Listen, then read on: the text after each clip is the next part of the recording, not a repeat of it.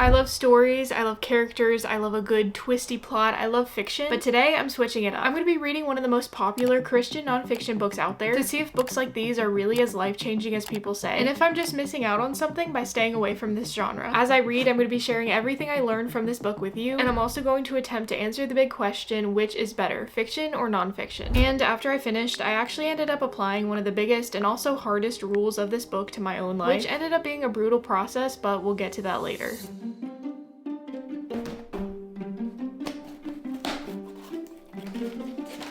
So here's the book. It's called The Ruthless Elimination of Hurry by John Mark Comer. The back says how to stay emotionally healthy and spiritually alive in the chaos of the modern world. So who knows, maybe this will be helpful for me. Like I said, this is a pretty popular book and that's part of why I chose it, but I was also really curious about hurry and what it would look like to actually remove it from your life, so I was excited to start it.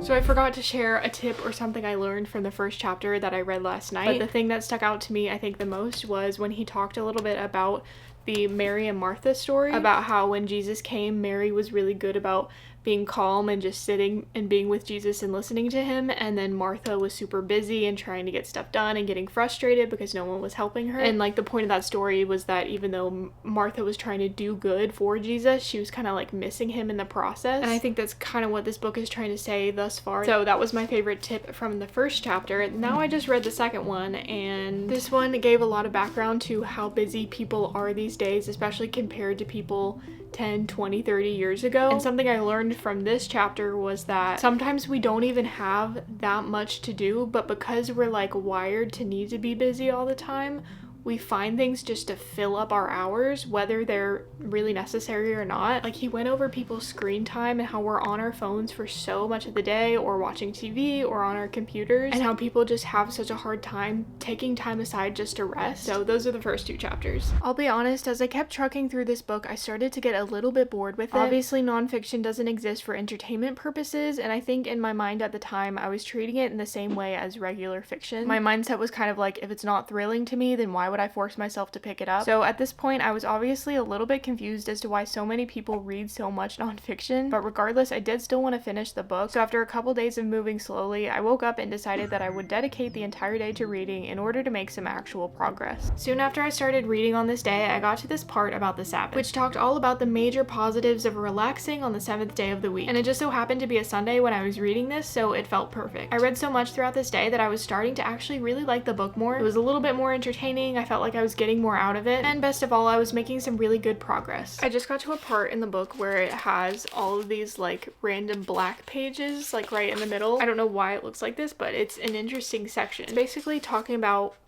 like biographies that people write. Usually you read a biography not just to learn about a person, but to kind of like emulate them or learn something from them. And it's talking about how the Gospels are kind of like a biography of Jesus, and we should read them not just to know what his life was like, but to apply the things about his life to ourselves. So all of his disciplines, all the times he was resting, all the times he went away to pray, those were all written down as pieces of his life for us to emulate. I don't know, I thought that was just an interesting part. Still going a little bit slow with the book. I'm almost 100 pages in. Oh, I'm 100 pages in. This is kind of how I expected nonfiction to be. It's not going to be as thrilling as regular fiction, but I'm hoping as I keep reading it'll be worth it. I don't know. It's a little bit later. I just ate lunch and now I'm ready to just sit and read this book all afternoon. I pretty much decided that I'm not really gonna do anything else today other than read this book because I just want to get some good progress in it. So I pretty much just have an entire afternoon dedicated towards this. So I kept reading throughout the rest of this day. The two main things I learned from these chapters were, number one, having even a little bit of silence and solitude in your day can help it dramatically. And number two, dedicating one day a week towards rest helps all the other days become much more productive. I'm really happy because it seems like the more I read this book, the better it's becoming to me. I'm not going to necessarily say that it's like a thrilling book or that it's something I'm like genuinely super excited to keep going through. I mean, I'm liking it, but I'm liking it in a different way than I've ever liked other fiction books before. I'm liking it because it seems like everything I read, every chapter I get to, I'm learning something new, which is, I can tell, just really beneficial for me. So it's like a different type of enjoyment, but I'm still really enjoying it at the same time. By the time I finished, I was only about 50 pages away from completing the book. So I only have about 50 pages left to read today, and I'm really excited to see how it wraps up.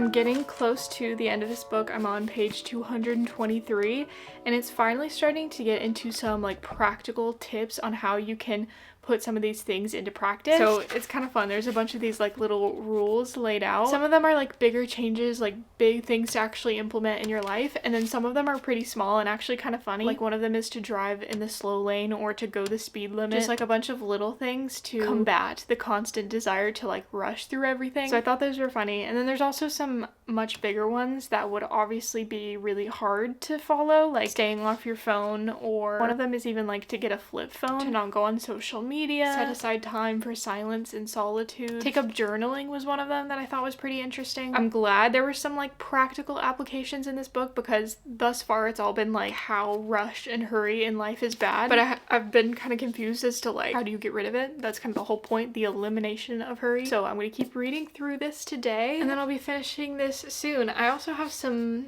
more thoughts on just nonfiction in general and whether I like it or not. Obviously I can't make a huge opinion just based off of one book, but I do have some opinions on which one I like better and why, and I'll share that later. I loved reading over all those helpful tips, but the real challenge came when I eventually tried to follow them, but we'll get to that later.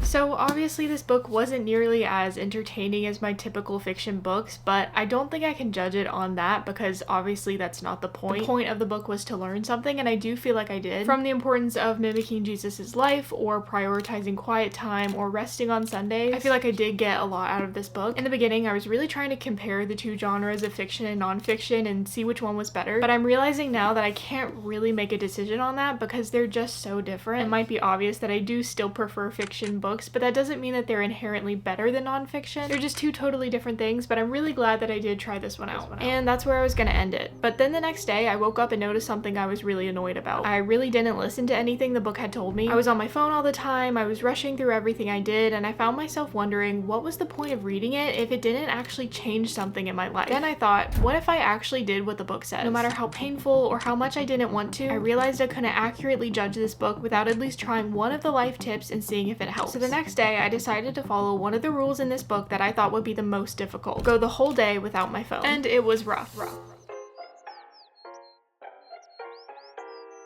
I started off this morning by deleting TikTok and Instagram off my phone because those seem to be the two things that I'm the most addicted to. I not only wanted to spend the day off my phone, but I also wanted to have some intentional quiet time throughout my day just reading my Bible, which is what I started off my morning with. I'm finding that I like actually have time for other things in my day. Things that I normally would never do or never think that I have time to do, I'm like doing them today. And I don't know if that's just because I've been thinking more about my schedule and how I'm feeling it, or if it's because I'm spending less time on my phone. I'm not sure, but it's been really nice to like be able to do a lot with my morning.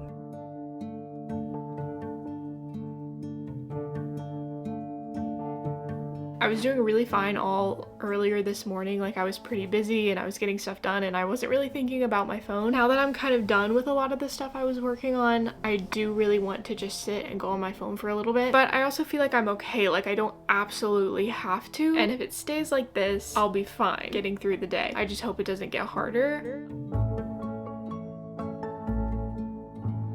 It's a little bit later now. Everything a part of this like challenge has been going well so far. I haven't gone on my phone. My biggest issue right now is just that I'm really bored. I don't think I'm bored because I'm not able to scroll. I think it's more so just because today's just like a little bit of a slower, I have a little less to do type of day. Because of that, in any of these like slower moments like where I am right now, I would normally just pick up my phone and start scrolling, and I can't do that. So I'm really just having to sit in my boredom. So I'm just trying to embrace that as much as I can, but I will admit that it is a little bit hard.